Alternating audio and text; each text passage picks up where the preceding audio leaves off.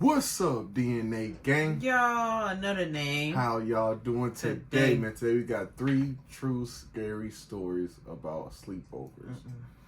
Now, my entire life, outside of family, I think I slept over 2 people's houses. Wow. Outside of, my parents weren't playing that. As long as my dad met their parents and knew that their parents were gonna be there all night, he didn't care. Like I slept over at quite a few of my friends' houses. Like, I think half of mine, like, I think my people still don't even think that we was going into people's houses because they told us not to do that shit. Yeah, no. So spending the night at people's houses was just a given. Like, nah, you can't. Yeah, no, we did. So that's what I'm saying. So hey, if you ready, I'm ready. Y'all ready? I'm ready. Cue the intro. Yeah.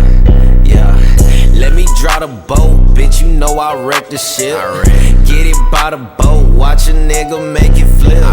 I ain't a little boat, but I just one night the bitch. Alright, before we get into here, subscribe and that like button. And the notification bell so you don't miss another video. Go show NaeYT channel somewhere down in the description. Remember, the original link is down there too. Let's get right into this thing, y'all. I'll tell you one thing though, our kids ain't gonna be sleeping at nobody's house. My best friend Anthony wanted me to come over for the night since his parents would be gone all weekend. Y'all went to a lot of sleepovers when y'all was kids and shit. I'm telling y'all, my parents did not allow that shit. I rode my bike over and 2 put it in people his backyard before and it was pulling teeth. I was like, dentist work, pulling shit. Like, bro, we were around we was around the corner. It's like literally if they walked, they could be there. Yeah. Myself in through his back door.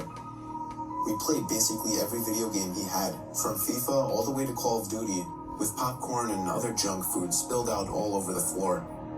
Yeah, because you know what? There was only one person who, like, I stayed the night at their house, and it was, like, outside of the neighborhood. But everybody else, they were in the neighborhood. Right.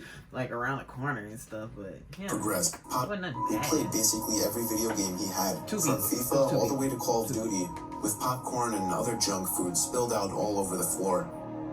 As the night progressed, we moved from video games to watching half a movie and getting bored to doing prank calls at close to 10 o'clock. Anthony made a few. We called a cab to the neighbor's house and they ended up calling us back because we didn't know what color ID was. Calls to different pizza places.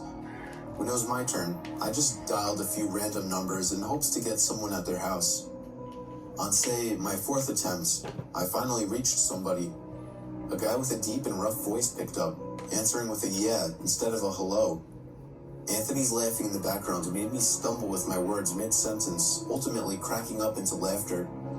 I had never done a prank call, so I sucked at it. The guy on the other end was silent. I regained a straight face and tried to continue with the call. It went something like this. Sir, would it be alright if I borrowed one of the wheels from your car? What's your name, kid? My name is Bob. Really? You sure it's not Anthony? Oh my god. I looked up at Anthony, whose face was noticeably full of fear. I hung up the phone. Caller ID. I tried to tell you, nigga. I tried to tell you. I wanted to be on the line with whoever that was for another second. Anthony, who the hell was that? I asked him. I don't know, he told me. Does your caller ID info display your name or something? No, it shows my dad's name. Nigga, you a junior, nigga. We hopped on the computer and did some research, trying to figure out how it was possible to get someone's name through their phone number. It didn't make sense how he could get Anthony's name so quickly. He was way too young at the time to be on any of those personal information sharing websites. We ended up asking a question on Yahoo Answers, since no one had a similar experience. The question turned up no answers. I suggested he call his dad, but he said he wasn't supposed to have anybody over for the weekend, so he didn't want to call. Really?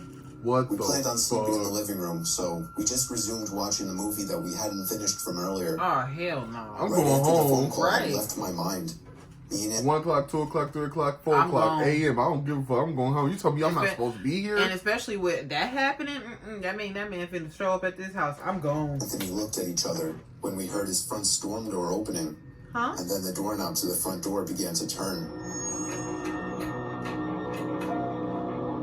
only big was able house. to turn about halfway before the lock restricted it. That man at that house. Anthony turned off the TV, and I went over to the window to see who it was.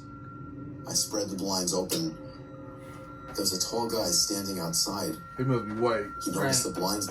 I would have been like, Gotta be. I would have been Gotta like, be. you wouldn't even see that bitch move an inch, but I can see you. At all. Like, what? I can see you. Look at me. I practically threw the blinds back into place. Me and Anthony hid in the kitchen, listening for any more noises. We heard the sound of the gate to the backyard opening, as it was right outside the kitchen window. Oh my god. God damn it, I said. I forgot to shut the back door. You stupid mother. What? Anthony urged me to run and shut it. I made it to the Nah, hallway nigga, this your leading to house. the back door and froze. There was a silhouette standing outside the back door. Oh my god. I don't think he noticed me, but he was surely looking into the house. He opened the door and stepped inside. Oh hell no. I tiptoed to the kitchen And that's and why I motioned for would've been Anthony home. to follow me upstairs. We made it to his room as quietly as possible, pulling the door shut to avoid making any noise. We crawled under his bed. He had cloth covering the bottom of his bed, so you couldn't see anything under it unless you actually moved the cloth. The doors downstairs all opened, each one getting closer to the stairs. Thumps finally began up the stairs. Nigga, all this for a prank call, nigga. Like, chill out. It's not even that serious, bro. Hey, that was a straw that broke the camel's back. He was already going through it. And he was right outside the door now. Over a The call, door to the big room dog. opened. I could hear Anthony's breathing. It was too loud. Footsteps moved over to the closet, and then the closet opened. I could hear the coat hangers being slid around as the fabric of the jackets and coats rubbed against each other. Footsteps moved over to the bed and stopped. I felt like my heart was about to explode. They always in my gotta chest. check under the bed. See me? Anthony, See, if I was looking for you, I hate being on my hands and knees. I wouldn't have got down there. You would have got away with my ass. his Right. breathing was too loud. Fuck that. I had to cover his mouth with my hand. Man, I would push him out that bed. Nothing but silence in the room now. We laid still for so long, I almost thought he wasn't even in the room anymore. Nah, I would have pushed him out. I wouldn't even moved my look. hand away I would have from fell Anthony's asleep. mouth Right. And whispered in his ear, "You think we can make a run for it?" Huh? He was about to answer when the most disturbing, memory-haunting scream I'd ever heard filled my ears as Anthony was seemingly dragged out from under the bed. Oh my god. I crawled out and saw him struggling with the man. I desperately looked around for anything to use as a weapon. I settled with the screwdriver sitting on his nightstand. I hurried over to the man and drove the screwdriver into his back. Right. What? He let go of Anthony as he let out a scream of agony, giving us time to get the hell out of the house. Running onto the road would give away our position too easily. It would take too long to make it to his neighbor's house. We dove for the tree line in the woods and took cover behind a bush, watching the house. To my head The tingling. back door Oh opened shit. as the man stepped outside, looking around the backyard. He then looked out to the woods. I felt his eyes pass me as he scanned through the tree line. It seemed that it was too dark for him to see us. Then, he turned his head back in our direction. I ducked behind the bush. Y'all suck at high. Joe, For he's real. coming. What? Dude, get up, we gotta run. He was right. Into the The woods? man was approaching us fast. How could he have seen us? We ran through the woods with the leaves crunching under us, giving away our position. Hell no. When it, I don't Y'all- call no numbers I ain't supposed to be calling. I don't answer no numbers if it ain't saved in my phone. Not at all. Anthony tripped over something. I Or if crouched it ain't got no caller ID, you can't reach me. Hey, you trip and fall, that's it. You're on your own. down with him, hoping we had run far enough. Not even 20 seconds later, oncoming footsteps from the direction we were running from came fast. They slowed down only 2 trees away from us as we lay face down in the leaves. Moments later, the footsteps take off in another direction. We waited until we could no longer hear them and took off back in the direction of the house. While running, over the sound of leaves crushing and my heavy breathing, I could swear I heard leaves crushing from behind us. We made it back to his backyard, into his house, What and this time remembering to shut the back door. We were now able to call the police. Anthony stayed on the line with them, while I patrolled the back windows, making sure nobody was out there. It was so dark, though, I couldn't see anything. No. So I did something that seems stupid today. I turned on his backyard lights, Bitch. and immediately in the distance, over by the woods, I saw him, standing in front of a big tree. He turned off back into the woods and disappeared out of sight. That was the last time me or Anthony ever saw him. I would be lying if I told you we heard the occasional knocks at our... That would have been the last time Anthony saw me. Right. Okay? I'm never going back over there. Ever. Because what you got going on? What your people got going on? To where this man coming in your house? windows or something cliche. No, that was it. 5 years have passed and nothing has happened. Nope. Do I wonder if it was somehow linked to the prank call? Maybe. Does it make sense? Not really. But yeah, this was the story of how me and my still best friend Anthony almost died during a break-in. Y'all lucky y'all ain't dead. Right. At least Anthony is. Because imagine if Anthony was there by Me and my himself. wife have had our fair share of arguments. But there was this one night that she wouldn't stop bitching over the stupidest shit. It got to the point where I forgot to put the toilet seat down, and she lectured me at the top of her lungs with an ear-piercing voice that I just couldn't take it anymore. I called my buddy Paul up, and he told me I could crash there for the night.